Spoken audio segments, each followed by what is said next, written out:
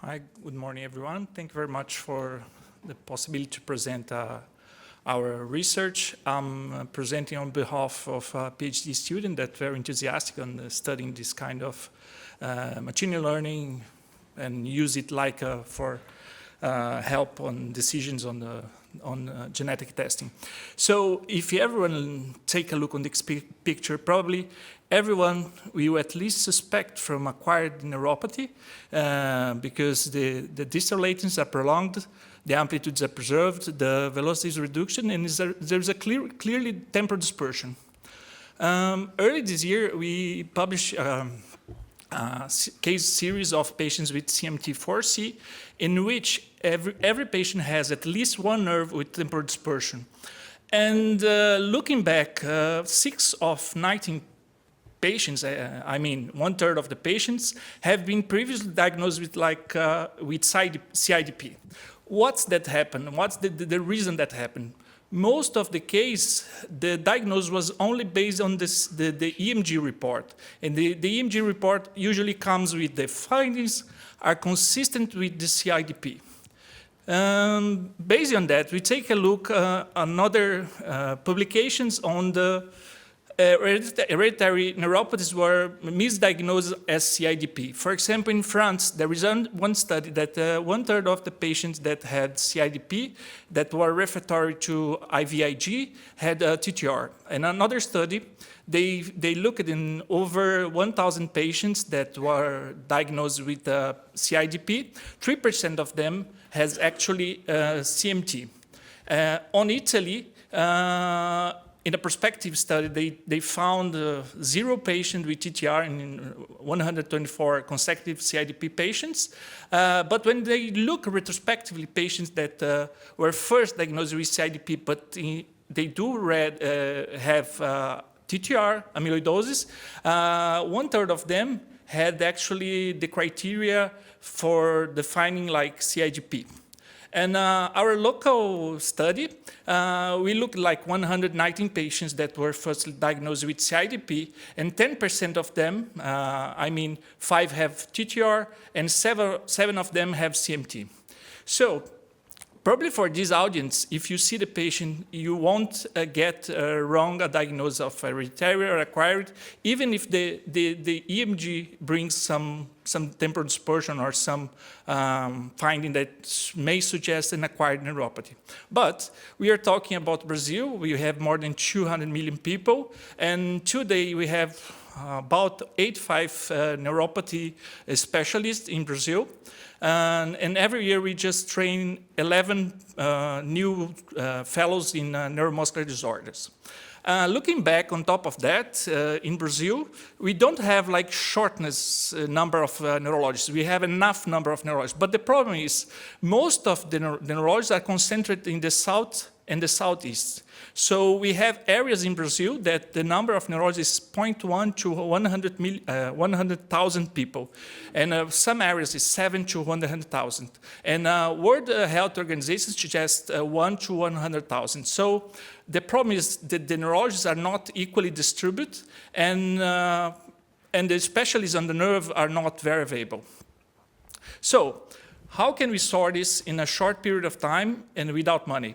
So in the last couple of years, we have seen this kind of lot of things that is happening with this kind of artificial intelligence, machine learning, and what we can learn from that and how can we use it.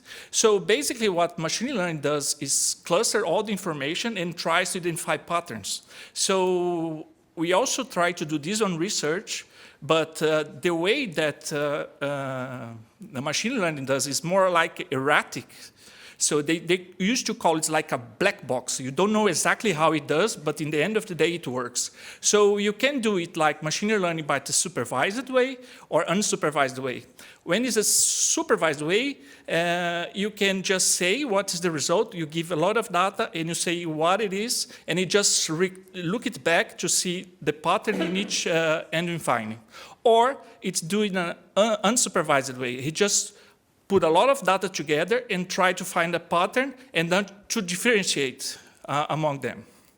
So Probably if you was born before 1980, you may remember this machine. This machine was the Deep Blue, was developed by IBM, and basically was a huge hardware with a massive power for parallelism analysis. So it was able to analyze 200 million positions in chess per second.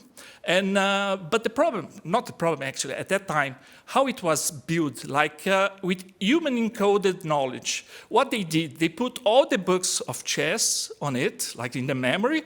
They add 700,000 games played by chess masters and lots of mathematics or every play to make the best decision based on mathematics and on information that was provided by humans.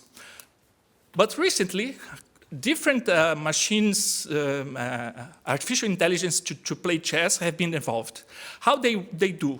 You just give the rules, how each piece moves. You just say what's the objective is to capture the king, and you say how each piece moves and what you do. The machine plays against the machine 1,000 times. And it will develop a pattern that will work. It is good, but not the best, but it works and is unbeatable, this machine. So, based on that, we try to develop something that it's possible to differentiate acquired from the myelinating neuropathy.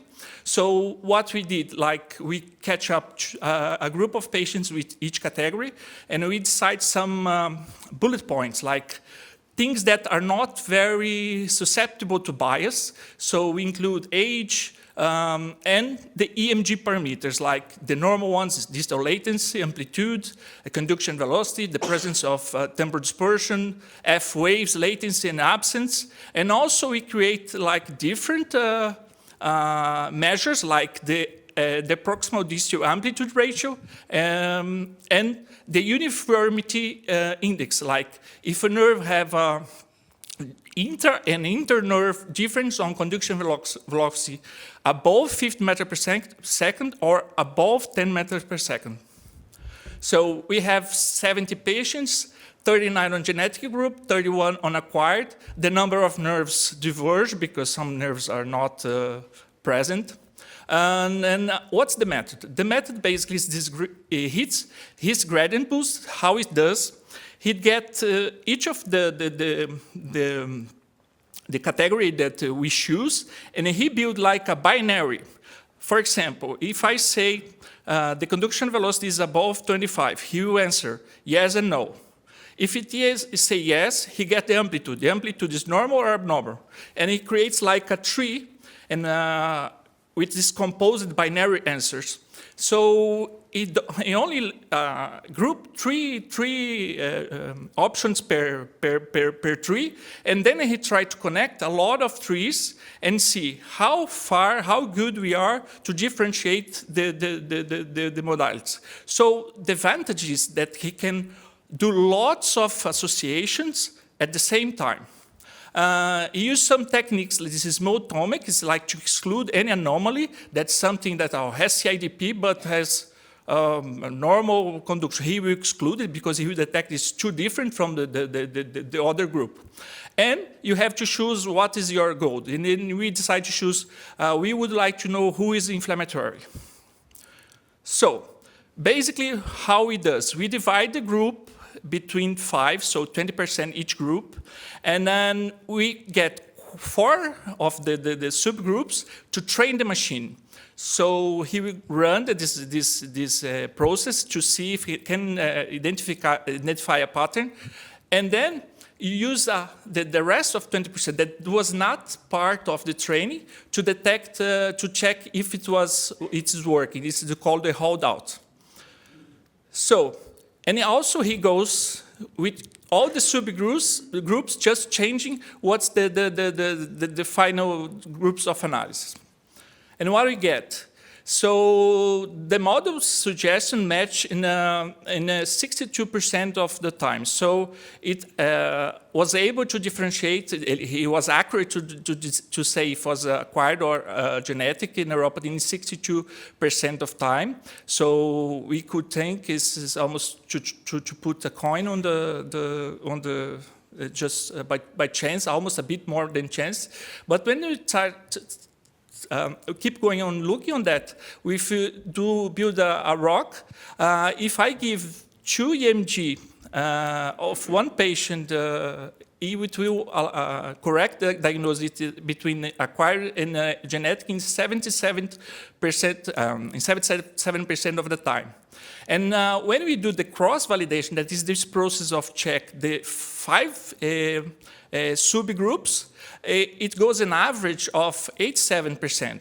That means that it learned the pattern, it's able to learn from the different groups. The groups are stable, the curve are stable, and probably the percentage is not 0.77 or 77%, because it's probably higher, because the average is 0.87. So probably we have some subgroups that have a higher average of correct diagnosis.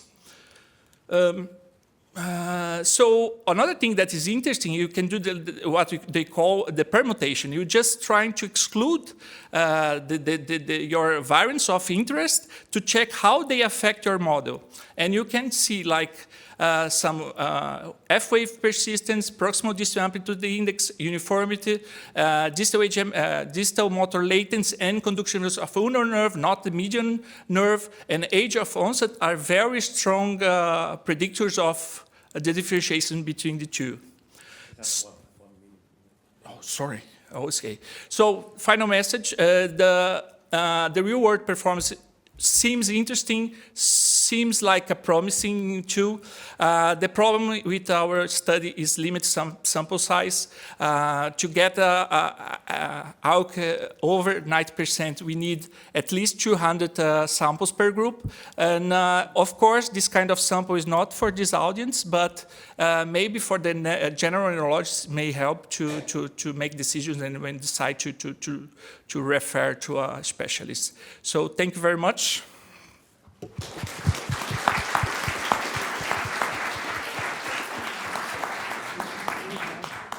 I think we have time for one question. The gentleman at the back there stood.